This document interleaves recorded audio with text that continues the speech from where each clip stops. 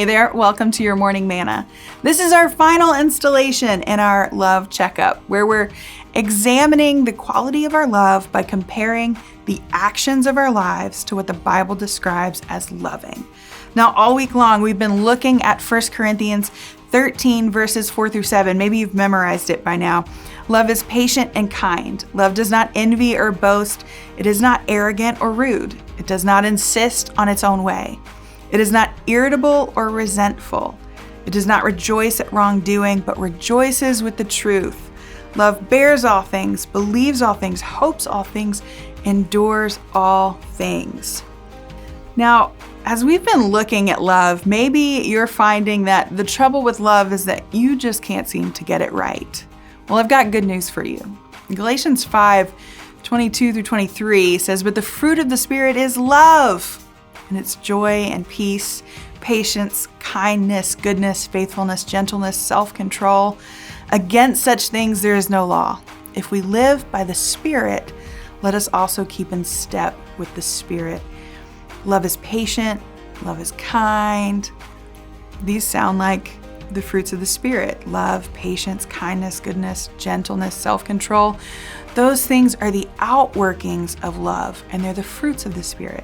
That means if we want to learn to love the way God designed us to love, the way that He loves us, we need help. And the good news is that God sent that help through the Holy Spirit. In first step, we say that every believer is dependent. It's vital that we live a Spirit-filled life.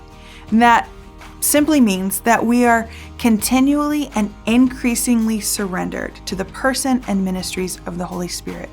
Why is this so important, and how will this help us love? Well, John chapter 14:26 says, "But the Helper, the Holy Spirit, whom the Father will send in my name, will teach you all things." He'll teach us how to love, and He'll bring to remembrance all that I have said to you. The Holy Spirit is the one who will help us remember when we're in a difficult situation and we want to react in anger. The Holy Spirit is the one who will speak to our hearts and remind us instead to respond with patience and with kindness. John 16:13 says, "When the Spirit of truth comes, He will guide you into all the truth." If we earnestly desire to love the way God has called us to love, that love will lead you back to Him. Ask the Father to fill you with His Holy Spirit, because it is His life in you that will enable you to live a life that demonstrates His love through you. I'd like to close this week of Morning Manna with a closing from the Apostle Paul as he closed this chapter that we've been reading all week. It's 1 Corinthians 13:11. He says, "Finally, brothers and sisters, rejoice.